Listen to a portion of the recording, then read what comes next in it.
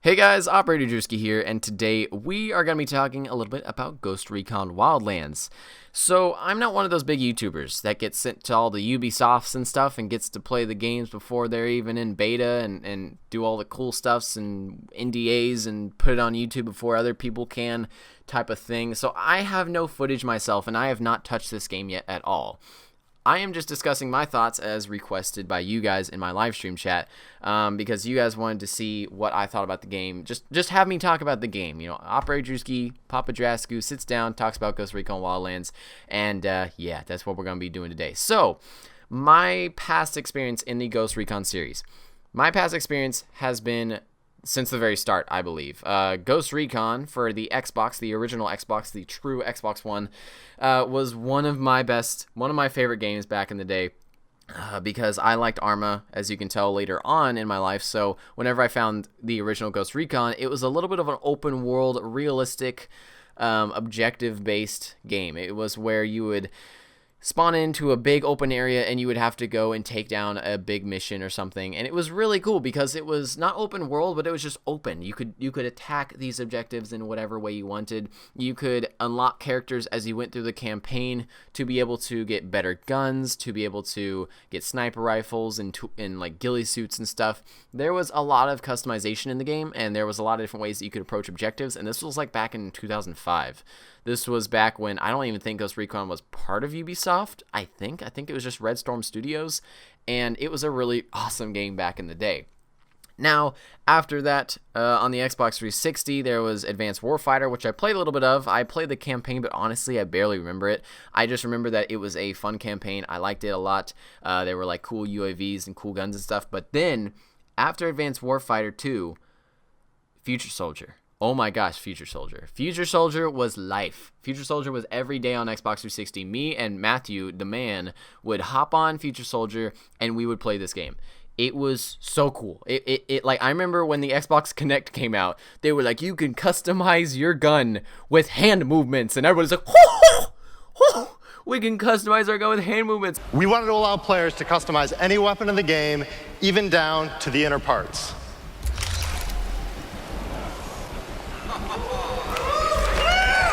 I thought it was the coolest thing, even though I couldn't even afford an Xbox with a Kinect at the time because I was a, probably 12-year-old. But it was still one of the coolest things ever to be able to see a gun split into all of its parts and be able to customize the barrel, to customize the muzzle brake, to add on whatever scope you wanted, to change the gas system to increase the rate of fire, to change your trigger so that your controller, actual like physical trigger on your controller, wouldn't have to be pressed down as hard because it was a feather trigger. So cool. So many, like, I guess, progressive things happened in Future Soldier. It was one of the most largest leaps in the Ghost Recon series, and it was awesome. It was honestly, in my opinion, Ghost Recon's leap into modern day gaming, where they had all these crazy cool technologies. Like your standard character in the game had this augmented camouflage.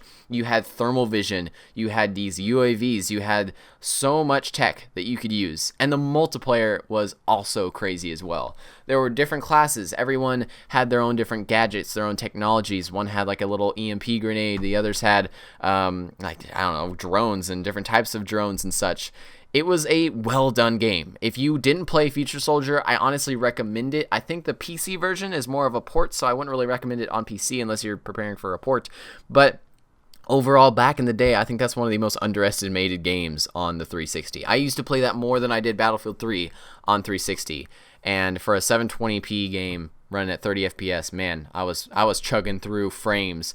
But that game was one of my favorite games. I think that's probably in my top 10 favorite games in terms of the feel and the theme of the game. And honestly, just really enjoyed it a lot. So do know that my past experiences with the Ghost Recon series, the Red Storm development team, and the Ubisoft, group, or I don't really know what to call the Ubisoft group that works for the Ghost Recon games now, but whatever faction, whatever branch off of Ubisoft works on Wildlands, I am positive with. I'm happy with them because their past games have been pretty damn good. So, Ghost Recon Wildlands. What do I think about the simple gameplay? overall, through the videos and gameplay that I've seen, it's always been what any other game developer would do, where they go, you know, do this in your own way. You can approach this from multiple different objectives and different methods and stuff, and you can play the game in your own way. You can go in stealthy, you can go in loud, you can go in with a truck, you can sneak into a truck, take out the truck drivers, and then drive into a base acting like you're one of their friendlies, and then get out of the truck and be super sneaky. Like, that's really cool. I'm sorry, but that was really sick. That is what I want to see. I want to see progression from their last Ghost Recon Future Soldier game, and I want to see other things that I have not seen beforehand, which getting into a vehicle. I mean, this one moment where they get into a vehicle, they drive into the objective, and they sneak in by getting into an enemy vehicle and acting all chill. They actually were able to get into the objective. That is cool. I'm not saying that that's going to represent the entire game, but that's something. That's the one thing that made my mind go, whoa, this might actually kind of be cool. When I first saw the E3 reveals and stuff, I was like, this looks like a kind of empty game. I might think of this as another Division or another No Man's Sky, but that's just my initial thoughts on the game. And once I've studied it a little bit, I'm giving it more of a chance. I think there's a persona or like a group of people out there in the gaming community that think that once a game is bad, it can never, like, its developers can never make a good game again. And not even when it's bad, just when it's said to be bad. When the part of your community just says that game sucks, then people immediately think that game sucks. And I've played games that some of my best friends do not like. They absolutely hate them. Like, some of my friends, I tried to get them to play Fallout New Vegas, and they said, dude, this sucks. I don't like this at all. And I was like, Fallout New Vegas is one of the best games ever, and they still wouldn't believe me, and they still wouldn't play it, even though they played maybe 10 hours of it. They just didn't get into the game. They didn't feel immersed in the game, and they just didn't like it. In games like The Division, people still really enjoy the game, and there's a good, solid amount of smaller population players that really enjoy the game that still play it, while the majority of players didn't really enjoy it. So there's always that group of people who will like a game, and I think that saying that a game is bad is just kind of ignorant because other people have different views. You're talking about like an objective thing subjectively whenever you just say the game is bad because I don't like it. And a lot of people are saying that already because of Wildlands and because of Ubisoft's history with The Division, which was not really a longevity sort of game. It was more do the same missions again and again and again and grind type of thing. Kind of like what Destiny did with its big open world promise, and then it turned into like a dungeon crawler type of game where you would just do the same exact missions again and again and again with harder characters every single few months. It was stupid. Destiny, I wish Destiny was more of an open world game. I wish Destiny almost had the gameplay of something like Red Dead Redemption or even GTA. Like, I wish it was an open world that actually had missions. I wish that Destiny was more of something like Ghost Recon Wildlands, where you could go and explore and stuff. And I'm happy that Ghost Recon in itself hasn't gone with a Battlefield type of standpoint on games where they're focusing on only the multiplayer and then the campaign is just tacked on. I think they're going for this 4-player co-op, and they're going with it with everything. They're not making a PvP game mode at all. And that makes me happy. I'm so happy that they're not going with a PvP game mode because that's a lot different than any other game. That means that they are so confident in their co-op that they're not going with PvP, because usually PvP is what keeps games alive. And if the co-op is good enough in Ghost Recon Wildlands and they think it's good enough, then I'm gonna say that it's probably gonna be better than just decent. So, graphics and sound design. I think the graphics are good. There are multiple moments in these little trailers. It's going to be downgraded to hell because I had to re-download it from YouTube to get the footage. And again, this is Ubisoft footage. This is not me playing the game. But there were moments when these operators were walking through the forest and stuff, and the bushes were, it was all raining and stuff. Excuse me, and the bushes were all swaying, and it was a really detailed forest and jungle area, and it was really impressive in my opinion. Relative to other games that are coming out, it looks good. I think that's the best way to describe it. It looks good. I didn't think it looked any better or any worse at E3, to be honest. I think that E3 and cinematics will always make games look better, and I really don't think that there's been a massive graphical downgrade like some of the commenters are saying in some videos. Like, I watched Jack Frag's video recently, and there was a comment saying, wow, the graphics have gone to shit. You compare the graphics from the E3 to now, and honestly, I don't think it's that big of a difference. I don't think it's... unless you get the pictures side by side like Crabcat did with his awesome Ubisoft downgrades video, where it actually showed that the games have been fully downgraded from their original state. That is a good example, but I don't think yet until we get in the game that we can say the graphics have truly been downgraded. Some person, just because of the way their mind thinks, might think that a jungle looks prettier than a sandy area. So if the jungle was in the E3 trailer and then we get a sandy area for 2017 videos, that person might go, oh, what the heck? I think the jungle looked much better, therefore the graphics suck. I'm going to put this in the comment section down below, and I'm going to get tons of upvotes, and it's going to become a new trend. It's to say that Wildlands sucks, too. It's not that. I really don't think that people should think like that. I think that relatively the game looks okay and it looks fine. Now, when we're talking about graphics and importance of the graphics in a video game, there's no importance. I think that graphics make a game look pretty, and I love turning up the settings on my GTX 1080 and watching like Battlefield 1 in HD on Monte Grappa and just looking at the beautiful, oh my gosh, Battlefield is so pretty. But look at Star Wars Battlefront. Look at the reputation of the majority of gamers of Star Wars Battlefront, which is like the hardcore gamers is what I'm saying in particular, where most of them say that, oh, I don't really like Star Wars Battlefront anymore because it had cut content and it didn't have a lot of longevity. Do people still play Battlefront? Yes. But do people, and the majority of hardcore gamers, like Battlefront anymore? Not as much. And you're saying that the game is mediocre when the graphics are one of the most advanced engines ever.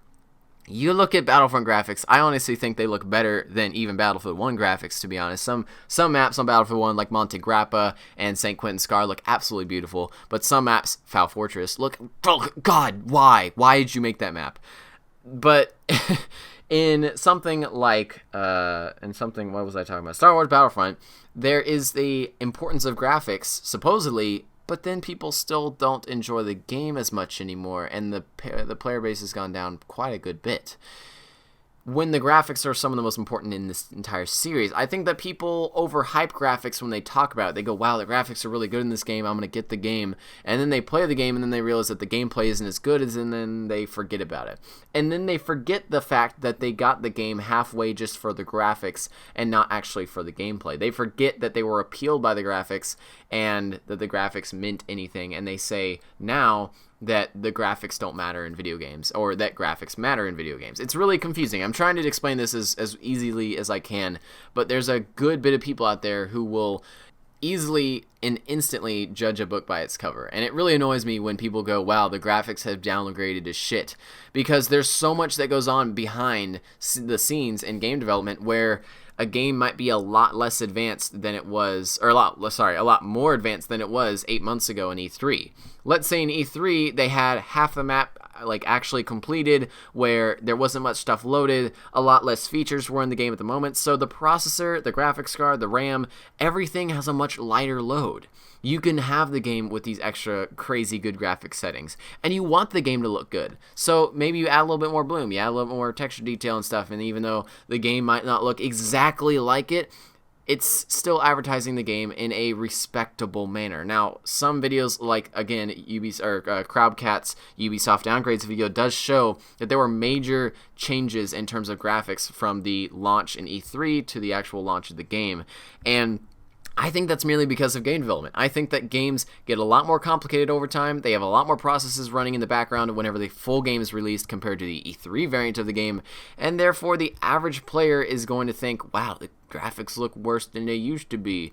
And that's just because it's a game. You have to optimize the game to be able to be played on almost every PC. And I think that people would much rather have actual frames than good graphics in a game. I don't think that a person on a 750 Ti wants to play Crysis at 4K because the developers of Crysis wanted their game to look good.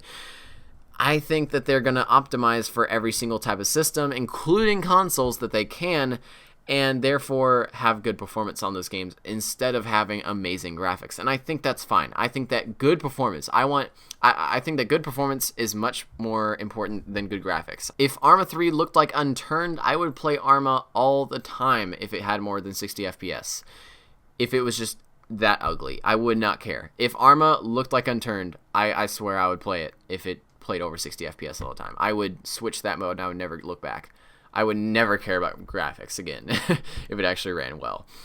Now, the gameplay of Wildlands is really interesting as well. I think that it's really cool as a mission maker of Arma 3, and I think that people like Luton will know this as well, because we're both those types of guys who see these missions in Arma 3 happen from up above. We are the people who would be good at making the type of objectives that are in Ghost Recon Wildlands because we have training. We actually see how the players in something like Arma 3 react to different things and how the AI react to different things that happen, and we as gods of this game, as people who look over and see the objectives being attacked, we are the ones who send in reinforcements. We are the one who is the mind behind all these artificial intelligence bots that are on the ground defending the objective, that tells them, hey, move over here to, better defend your objective.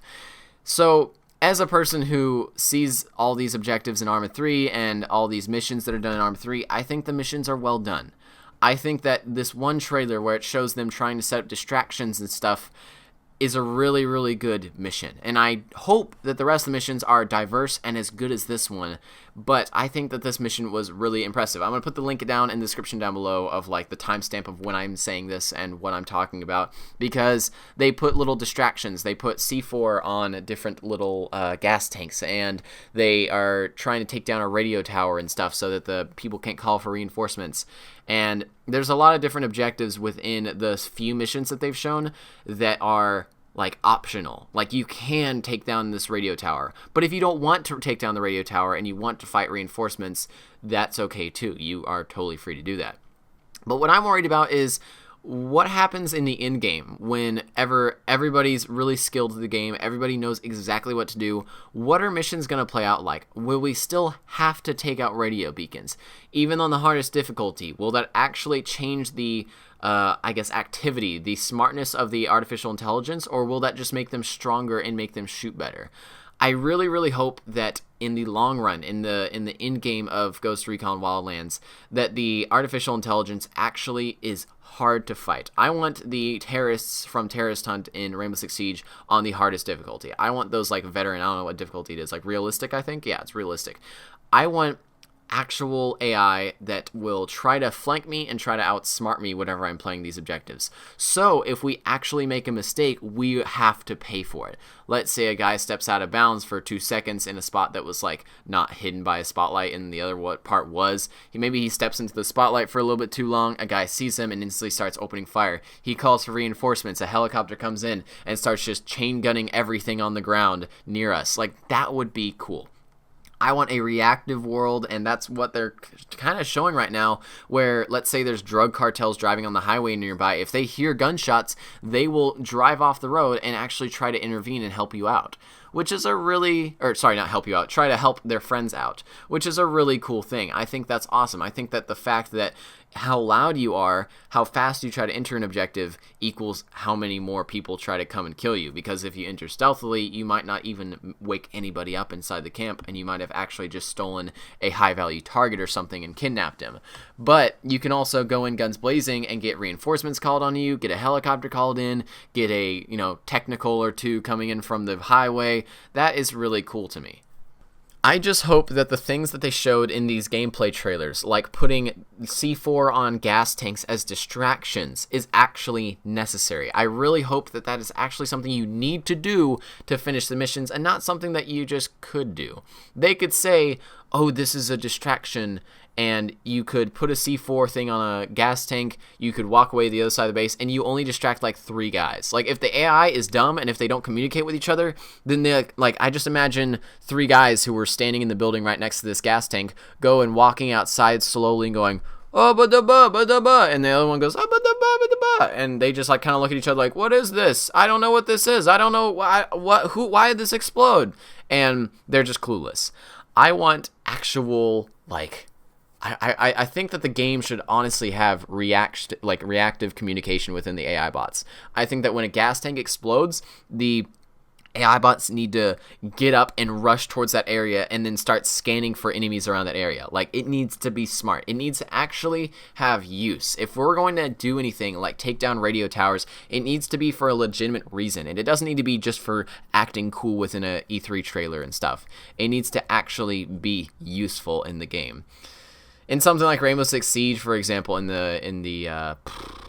like the trailers, I don't really know how to, like the E3 things, they had these scenes of like people busting into this house with a riot shield and stuff, and they had the riot shield guy actually leading at the front and people going out behind him. Like, they had the people in a line behind him, which looked cool at the time, but in the actual game, you don't want to line up behind a riot shield, because then the person's just, the hostile is just going to turn to the side of the riot shield. The riot shield is not going to be able to cover everybody, and then boom, all of you just got headshot collateraled within about half a second. Things like that are cool in the E3 trailers, I hope they actually transfer into the game. Like them taking out the radio tower. Again, I'm going to mention this again. I want it to be useful. I want it to actually do something. I want it to be hard if you don't do these things. I want it to be forcing you to be creative within your objectives and forcing you to take time into putting real tactics into your gameplays and your I guess just movements into objectives like this. Now, customization is another big part that I need to talk about. I need to get off of this like, hey, it has to be actually needed. You know, I'm just ranting about that one part for way too long. The customization of the game looks really good so far. I think it looks really good. I personally hoped that things like vests would actually make a statistical difference, but I don't think they do. I think that it was a little bit too hard, and they didn't want to really overwhelm the player with like statistical differences in vests and ballistics and stuff, or like the amount of load you could carry, or the I don't know, the aesthetic to actual usefulness, you know what I mean? Like where in Arma 3 you can carry a backpack and it actually increases your inventory space. I think that in Ghost Recon Wildlands you always have a backpack, but that backpack, no matter what the size of it, what the appearance is, always is the same cargo capacity.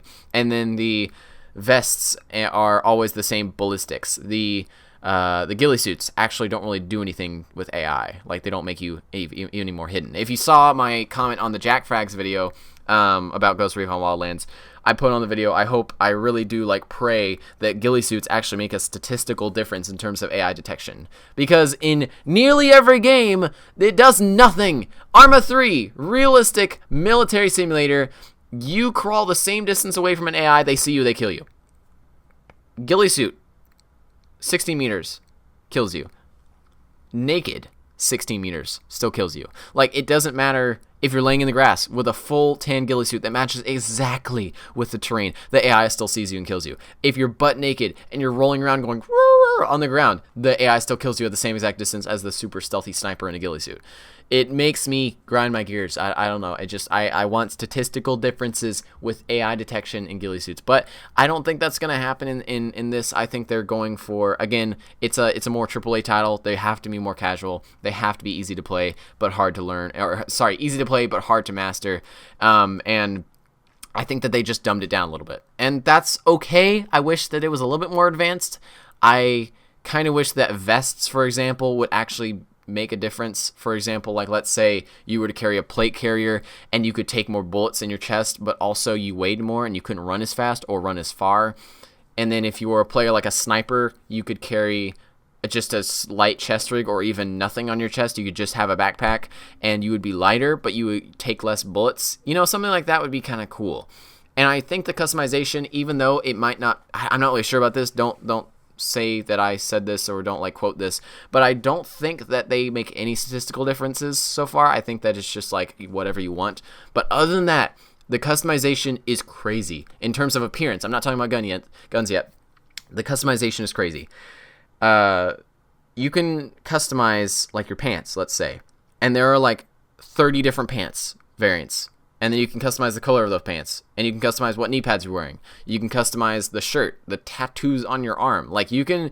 They did a good job. Whoever... I love customization. I mean, when I was a kid, man, if you had character customization, I would spend hours, so many hours on these character customization things. And just sitting there customizing a ghillie suit, making it a cool color, or like sitting there making my face look like my face in real life, or trying to make Charlie Sheen in Fallout 4. Holy cow, I did it one time. It was great. Like, I love character customization, and I think it's really cool and really detailed in this game, and I did a good job on it. I just wish that it had statistical differences in game. Weapon customization. If I didn't mention it before, Ghost Recon Future Soldier was amazing, and it had amazing weapon customization because you could like see the weapon actually break apart, and you could change the barrels and stuff. They took that and they made it better in this game. You can change your iron sights. You can change the color of the iron sight on your gun. Like, it's stupid how much more customization can go into just a gun, and it's really, really awesome in my opinion. Like, you see the trailers of the weapon customization for a little bit. It's not too long. You see it more in the recent videos by like Westy and Jack Frags and stuff, where they sit there and they just customize. Just customize. They just sit there. They're in there for like 20 minutes, just like saying, do I make this M4 green or tan? I don't really know. But it was a really cool system, in my opinion, where you can change the gas block, you can change the trigger system, you can change the pistons inside or whatever. That's airsoft, isn't it? That's not. Pistons aren't real guns. But you can change a lot of stuff in the weapons, and it actually is statistical. This stuff actually does make a difference in game. The improved gas system might increase your rate of fire, but it also increases recoil. The different type of gas system might decrease your rate of fire, but also decrease recoil. So there's different types of setups you can have for every single type of gun. You might have a close quarters. I remember in Ghost Recon Future Soldier, for example, you could have even little quick hotkeys, kind of, where you could just say, I want this M4. It would go, okay, here's your M4. You could also say, I want it to be ranged. It would give you an ACOG, a long-ranged barrel. It would give you a muzzle brake on the end.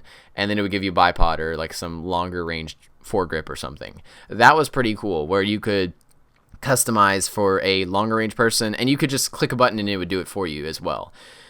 I think that's a cool system. I think that was necessary in a game like this, where I believe there's one image of the map that I saw that shows weapon unlocks or something like weapon crates in this area, in this province or region.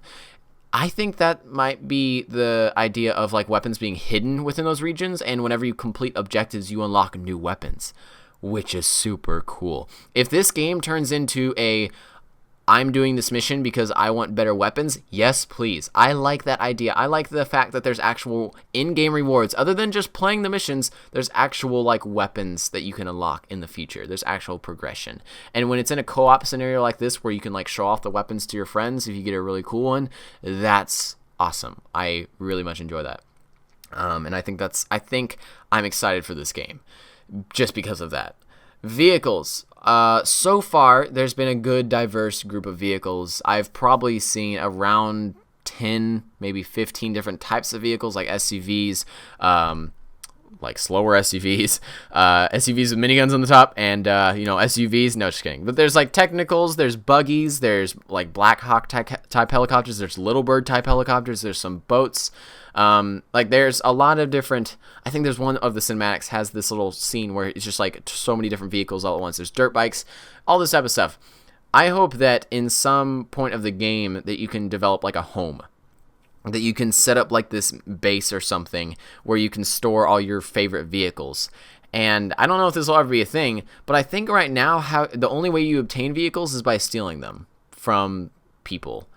I don't know if that's how you do it and that's the only way, but in the future I would like to be able to customize what vehicles I own. It doesn't even matter if I can customize the appearance of the vehicles. It doesn't really matter to me. I just want to have and own a buggy or a dirt bike. I want to have like a small garage that has like a buggy and a dirt bike, where I hop on in the morning, I spawn at that garage, and I go from there. Like, that'd be really cool. And I think there's going to have to be something like that, because where else are you going to spawn? Is it just going to spawn you in a random location with no vehicle anywhere? Or is it going to spawn you next to a road and expect you to go take a civilian's car or something? I'm not really sure. And I think that like, for example, it showed in one of the videos where they had a helicopter, and they were like, oh, they stole this helicopter from another base. I'm like, that's really weird. So if you wanted a helicopter, you would have to steal it from another base and then go to the actual objective. I was like, why can't you just keep the helicopter? Can you keep the helicopter like over time and use it in multiple different missions, or will the helicopter eventually despawn? You know what I mean? I hope that things save. I don't really know how that's going to work in a co-op and multiplayer aspect though, but I really hope that there's some type of home system, that there's some type of like you can build your own base, like Clash of Clans style. Not that. No, I'm joking, but not that type of thing. But I hope there's some type of home system in this. That'd be pretty cool as well. And talking about, you know, home and the world and stuff, the open world, I think that the open world was a great idea. I think that the Wildlands stuff so far has shown just a lot of progression, a lot of updates to everything that was maybe wrong about Future Soldier. I think that they are improving wildly. Get it? Wildly, because it's Wildlands. I think they're improving a lot since Future Soldier so far. And I think that I'm happy that it's an open world. I just really do hope that Ubisoft is able to pull open world diversity off, and that the objectives, the environments are actually different and fun to play in over others. Like, I want to be able to drive a dirt bike through a snowy forest, attack an objective, fully dressed in white, with a white sniper rifle, with white snow goggles on and everything, and then I want to go into the jungles of Bolivia and go and like snipe some drug lords and stuff with a super stealthy sniper, and then I want to go guns blazing in a desert. You know, I want diversity, and I want the missions to actually be difficult. I want it to actually be a challenge, because in Ghost Recon, even with the harder difficulties, I feel like the missions could just be rushed, and you could just rush right through them, and it wouldn't really punish you for rushing. But I feel like Wildlands has the ability to do better than that, and I feel like hopefully, I don't really know where I'm going with this. I just really want it to be a challenge. I really want the things that you do in Wildlands to actually be necessary, and to not just be what they show in E3 to be immersive. That was a lot of talking. That was like 30 minutes of talking. I cut out some parts where I just paused and thought about what I was going to say first, like a smart person. But that was a lot of talking. I hope you guys liked this discussion video. I've never really done something like this other than like what Fallout 4 did. In short, too long didn't read. I like the game. I like the idea. It could be a flop. It could so be a flop. It could so be an empty game that we play for a month and then it's just dead. But I really do hope, and I really am wishing to cover this game, that it's a good game in the future. That it is a very well treated and updated game by the developers, and that it's a game that will last for, you know, a good few years. But yeah, so that was my 30-minute talk about Ubisoft's Ghost Recon Wildlands. Hopefully you guys enjoyed it. Hopefully I gave out my opinion good enough for everybody that was replying and trying to, or not replying, just trying to get me to discuss it in the live stream. I was like, no, I want to make a video out of it. So shut up. I'll talk about it later. But yeah, so hopefully you guys enjoyed this. Thank you for watching, and I will see you in the next one.